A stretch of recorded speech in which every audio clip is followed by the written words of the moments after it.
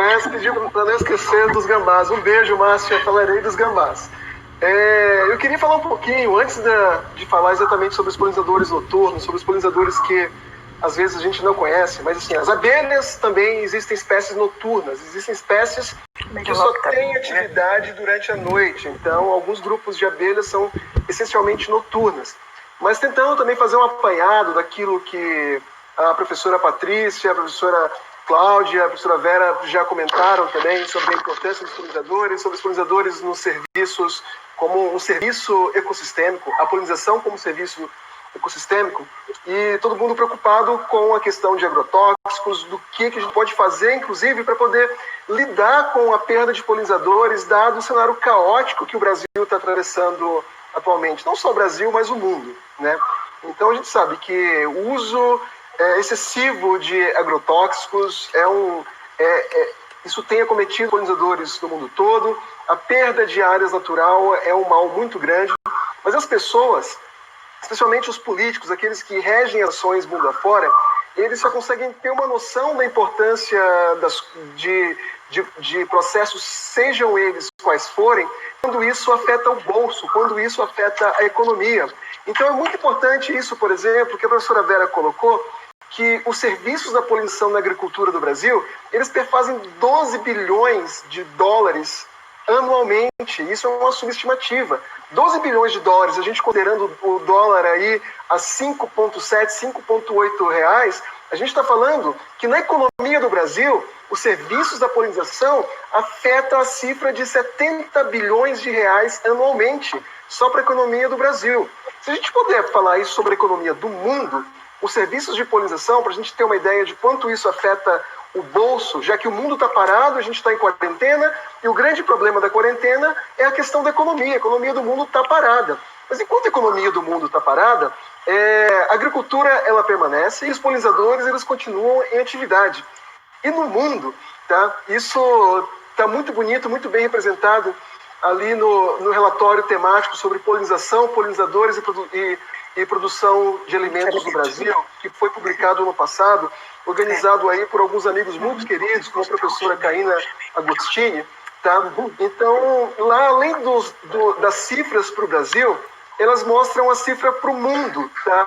E para o mundo, os serviços ecossistêmicos da polinização, eles giram em torno, a estimativa, entre 235 e 577 bilhões de dólares anualmente. Tá? Se a gente pegar só a média disso, que eu já fiz as contas, dá 406 bilhões de dólares, e multiplicarmos aí por cerca de 5,7, 5,8 reais, que é o valor do dólar atualmente, a gente está falando que o serviço pelos quais nós estamos comentando agora, eles são responsáveis por girar mais de 2,3 trilhões de reais, tá?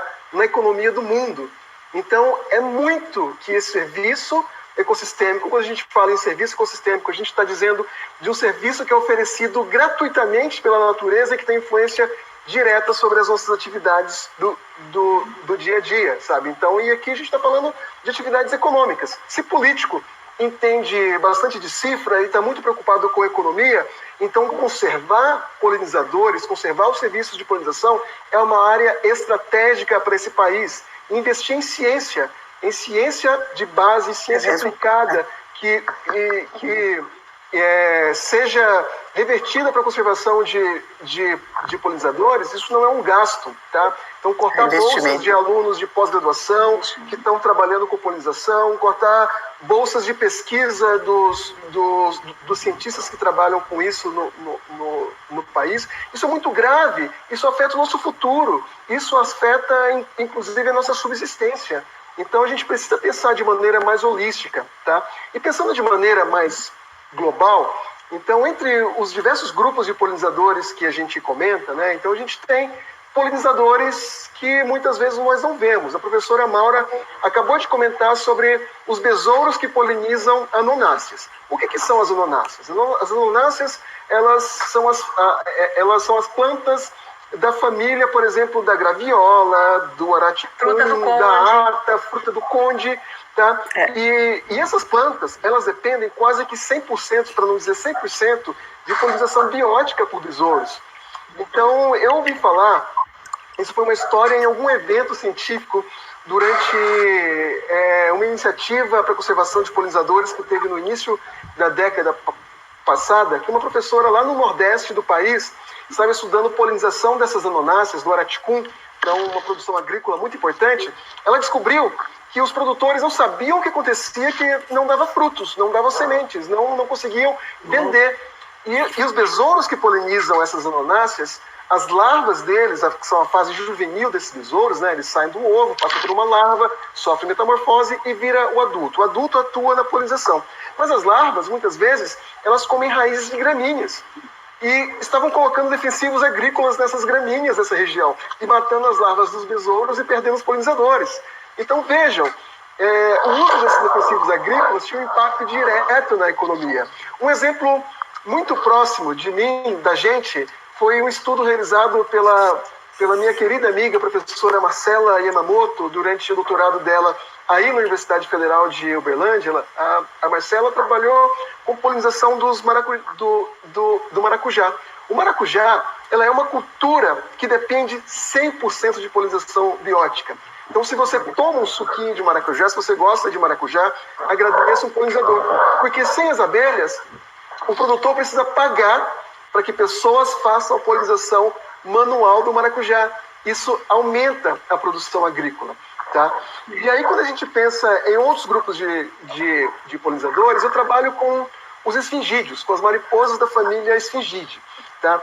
Essas mariposas, apesar de ser muito pouco conhecidas, elas também são responsáveis pela produção agrícola de uma cultura muito importante no Brasil Central e também no Nordeste do Brasil, como a mangaba. Tá? A mangaba, ela depende de mariposas da família Esfingide para sua polinização. Então, a mangaba, que é muito utilizada aí na produção de sucos, picolés, sorvetes, o pessoal de Goiás deve amar mangaba. Eu adoro mangaba, é um dos meus frutos prediletos, sabe? E as mangabas dependem de polinização por esfingídeos, tá? Algumas culturas também agrícolas dependem da polinização de abelhas noturnas, tá? Assim como o pessoal também que adora o pequi também movimenta a economia do Brasil Central, né? Então tem o famoso ditado lá que é para acabar o pequi de Goiás. O que poderia acabar o pequi de Goiás é a perda dos polinizadores, como por exemplo os morcegos, como a Cláudia já comentou. Então os morcegos são polinizadores noturnos e que atuam na polinização do pequi. E aí a professora Márcia, a doutora Márcia, lá da Embrapa, pediu para poder comentar sobre o gambá, e nesse ano nós tivemos uma descoberta muito interessante, uma descoberta bem importante, que é uma planta, e eu estava hoje, mais ou menos no horário do almoço, fazendo um trabalho de campo, estudando essa planta, tá? Mas é uma planta que é primariamente adaptada à polinização por gambás. É uma planta que é parasita de raiz, tá? Uma planta que parasita a raiz de outras plantas na Mata Atlântica. O interessante é que ela parasita a raízes de trepadeiras, de espécies de lianas. E acontece que áreas que sofrem com áreas que perderam o hábitat e que estão próximos, por exemplo, de grandes metrópoles, como é o caso das áreas de Mata Atlântica do estado de São Paulo, tá? E que estão próximas da grande cidade de São Paulo, a quantidade de dióxido de carbono que é produzido nessas cidades é também utilizado por essas lianas. As lianas têm um crescimento muito rápido, muito agressivo.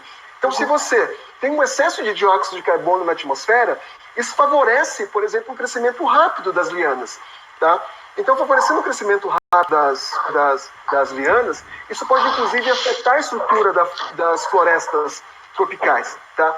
E a gente trabalha com essa planta, que é polinizada pelo gambá, primariamente polinizada pelo gambá, e ela é parasita exatamente dessas lianas. Então, se uma parasita de uma liana exerce, por ser parasita, um efeito negativo nessas lianas, elas certamente devem estar controlando, de certa forma, isso é uma outra hipótese que a gente precisa testar, as populações dessas lianas. Então, a gente está trabalhando com um organismo que poliniza uma planta, tá? Que controla uma liana, que poderia, inclusive, afetar a estrutura da floresta. Mas outro evento sobre o gambá que afeta o nosso dia a dia. O gambá, eles comem várias espécies de animais peçonhentos, como aranhas, escorpiões, serpentes. E eles são organismos incríveis, porque eles são imunes a essas peçonhas. Então, um gambá, ele pode ser picado por escorpião, pode ser picado por uma aranha armadeira, pode ser picado por uma cobra cascavel, por uma coral, e ele é completamente imune, tá? Mas esses bichos, eles ocorrem principalmente na estação chuvosa. E essa planta que esse animal poliniza, ele ocorre na estação seca. Ocorrendo na estação seca, ele mantém as populações dos gambás. Mantendo as populações dos gambás, eles mantêm um outro serviço ecossistêmico que o gambá oferece para a gente no dia a dia, que é o controle dessas pragas. Controlando essas pragas, a gente diminui o número de pessoas que possivelmente possam vir a ser acometidas por uma aranha, por uma cobra, por um escorpião, e que vão inflar novamente o sistema de saúde. Então, notem que a gente está vivendo num mundo inteiramente interconectado e que as relações estabelecidas por cada organismo que existe no nosso planeta importa muito e afeta diretamente as nossas vidas. Então, essa é um pouquinho da mensagem que eu queria falar sobre os polinizadores esquecidos. Muito bom, Felipe.